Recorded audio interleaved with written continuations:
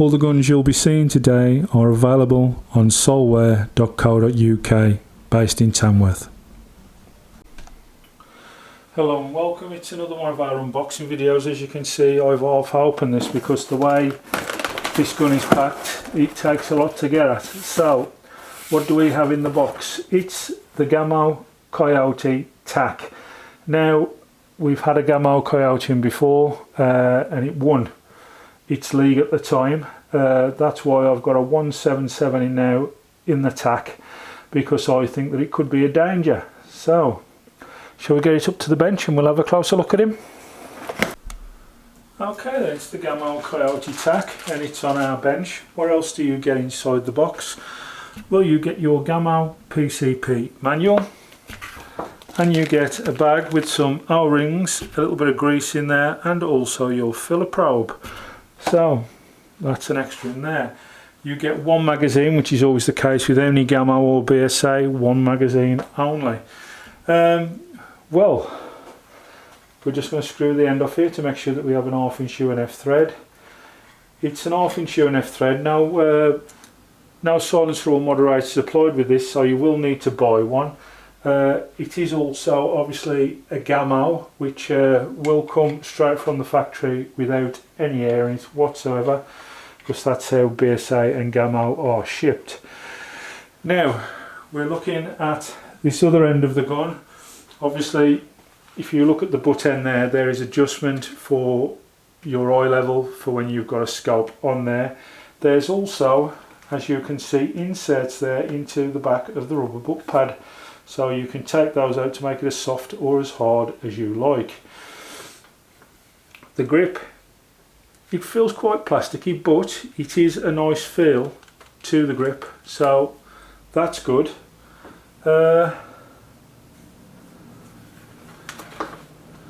It's emblazoned, I think, there at the bottom with the Gamo logo. Yes, it is. I'm not too sure if that pops open or not. Sometimes they do, and you can fit your spare magazine in there. I'm not too sure with that one, so I'm not going to force it.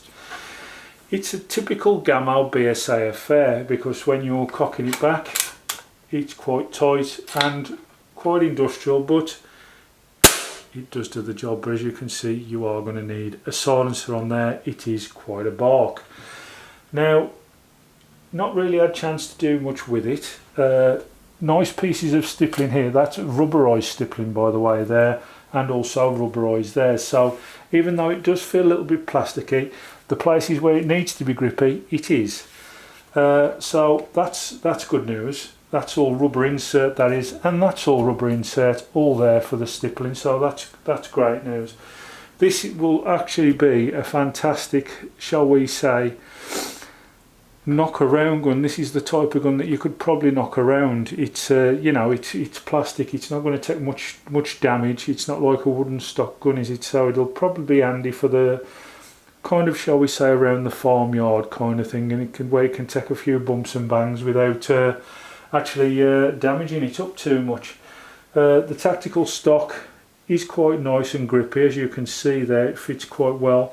My hands don't grip to a gun very well because of the arthritis in my hands, but that does quite well. The kind of shot count on this you're going to get, this is the 177. I would have said you're probably looking to about 80 to 90 shots in 177, maybe just over in 22, just over the 100 in 22, I should say. It's a good gun for what it's made for. It is actually made for, as I say, kind of rough shooting around the farm. It's not a gun that you're going to take to the range, I don't think. I think it is a gun that's going to want to be worked. It's designed for that purpose. Being a Gamo BSA, it will be quite accurate. I'm sure it'll be quite powerful too. They usually seem to be, so I wouldn't see this being any different. Accuracy wise, they're usually also very good, so this should be giving us a little bit of danger to some of the bigger boys that will probably be in our next battle league. So be great to see now what it gets matched with as regards its pellet and its pellet test, and also let's see how it tests and reviews. I've not even took a shot out of this. I've just pulled this straight out the box as we look at it. So that's all I can tell you at the moment. As I say, I've not really tried anything, it's not even been cleaned yet.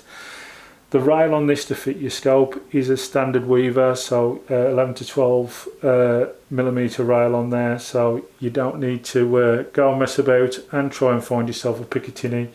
If you've got 11 mil fixings for your scope already, you're okay, you don't need to buy any extras there, so that's good. Safety catch, I don't know if you can see it there, it's right in front of the trigger. Push forward to make it fire, back to make it safe. Some people don't like them in the trigger guard. Personally, it doesn't bother me too much, but I know some people are a little bit fussy about that. Magazine pulls out, standard 10 shot BSA or Gamo magazine, so nothing new there to worry us about. But as I say, quite tight, they will only give you one, so possibly you may need to budget in for another one. That's it really, that's all we can say about this gun. Looking forward to obviously getting it all cleaned up and getting it out there, scoped up, and let's see what it can do in our next video, which will be its pellet test. Thank you all for watching, see you all in that one. Bye bye now.